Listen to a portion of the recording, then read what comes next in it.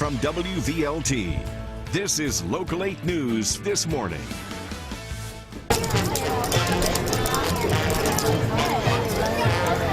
Look at them go. Well, while you were sleeping, many East Tennesseans were celebrating the 4th of July overnight.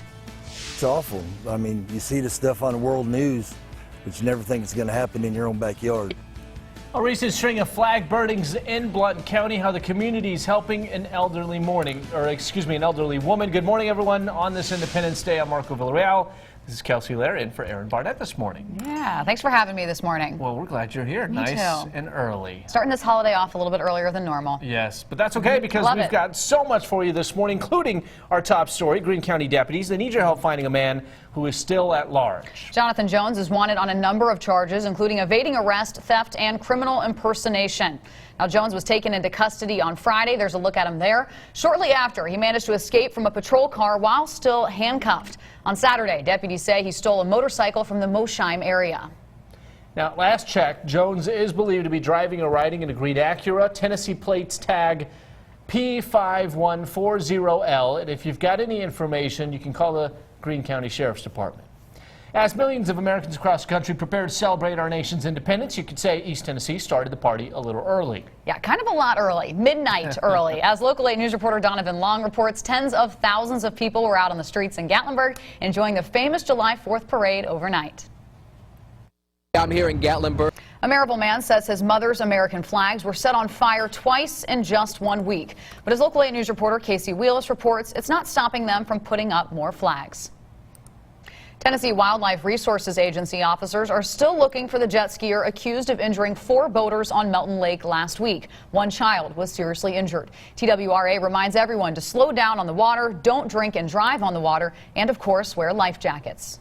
In most of these instances, down. So far, 7 deadly boating accidents involving drowning have been recorded for this year. More than 1,000 runners starting their holiday celebration early with the Fireball Classic 5K in Knoxville last night after the national anthem was sang very well by that little girl. Their runners crossed the starting line under a massive American flag. The course took them down and back along Neyland Drive and the Tennessee River. And congratulations to Austin Whitelaw of Knoxville for taking first place with a time of 15 minutes and 28 seconds. We've got a good turnout. Everything's going really well. A portion of those race proceeds benefit the Autism Society of East Tennessee.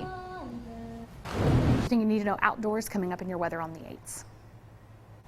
All right, good morning, everybody. I'm Marco Villarreal, Kelsey Leyrer in for Aaron Barnett. And our top story now at 6:20 here. Hillary Clinton broke her silence over the weekend, hours after speaking with federal investigators about the private email server she used during her time as Secretary of State. Coming up at 6:23, find out what she said and how Donald Trump is reacting to it. Well, sources tell CBS News the FBI investigation following Hillary Clinton's presidential campaign is in the final phase. On Saturday, the presumptive Democratic presidential candidate voluntarily spoke with investigators about her email arrangements during her time as Secretary of State. I never received nor sent any.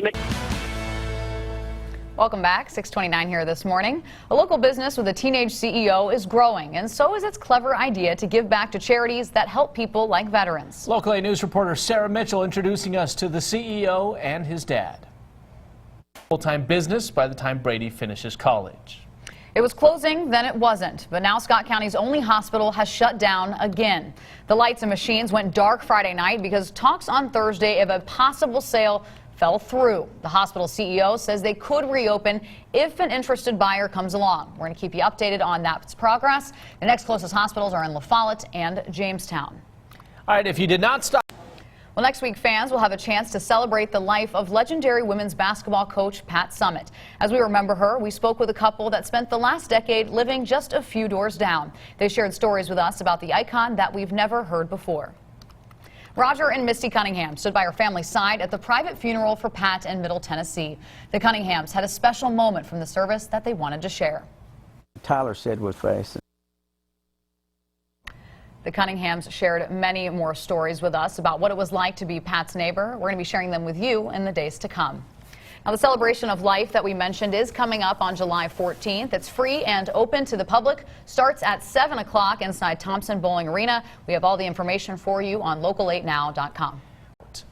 Well, Independence Day is a great way to celebrate our freedom here in America, but we want you to do it safely. And thousands of people end up going to the emergency room every year because of injuries due to fireworks.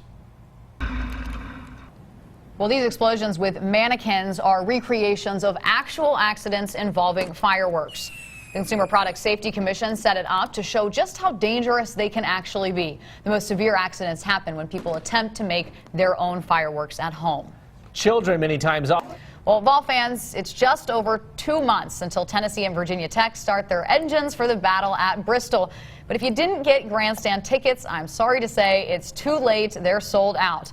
But if you still want to go, your only option is a VIP package, and those cost at least $400. Now, you know Tennessee plays Virginia Tech on September 10th and will be college football's most attended game. We've got all the details on local8now.com. Well, he would say that he loves them just as much. Yeah, if you want your dog to be a part of that, you can just go onto our website, click on the Dog Days tab, and submit your picture, and your dog can be famous just like Fido. Just like Fido. All right, guys, Evolve for Life is ready to run in Rio. Justin Gatlin will represent the U.S. in 100-meter race. I'll check out his speed. Man, he can fly. Gatlin qualified this weekend during the trials in Eugene, Oregon. The 34-year-old ran the race in less than 10 seconds. That is pretty impressive. Won a gold medal back in the 2004 games in Athens, so he's been there before. He's going to do it again, hopefully. I'm just, I have to laugh at myself because I try to run like that when I'm at the gym. Like, I'll do sprints, and I'm like in slow motion compared to him. Oh, yeah, they fly. No, I'm in slow motion compared to most people.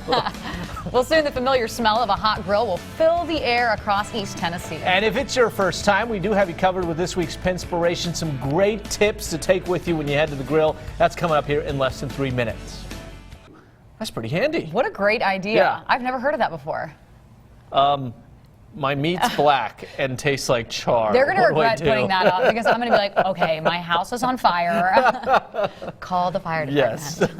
Well, some people choose to celebrate their Independence Day by doing a little bit of shopping. And there are some things worth buying this time of year and others you may want to wait for to get the best deals. Now, I did not know this, but July is one of the best times of the year to buy swimwear.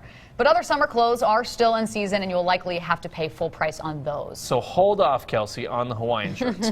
If you are looking for new furniture, current models will be replaced coming up in August, so you'll typically... That heat of the day as well. All right, good information there. Thank you, Heather. Our friends in Clinton, they know how to throw a party. And it starts at 5 p.m. if you want to get down with them. It ends with fireworks like most 4th of July events. Those start at 10 o'clock at Lakefront Park. Yeah, they're going to have free events for the family, which include laser tag, a home run baseball game, and 68-foot Army boot camp obstacle courses. Yeah, and if your kids are not tired by the end of this, you're not doing it right. A little bit of everything there. So food vendors are going to be set up in the lower lakefront parking lot. Live music from the Will Shepherd Band starts at 7 o'clock.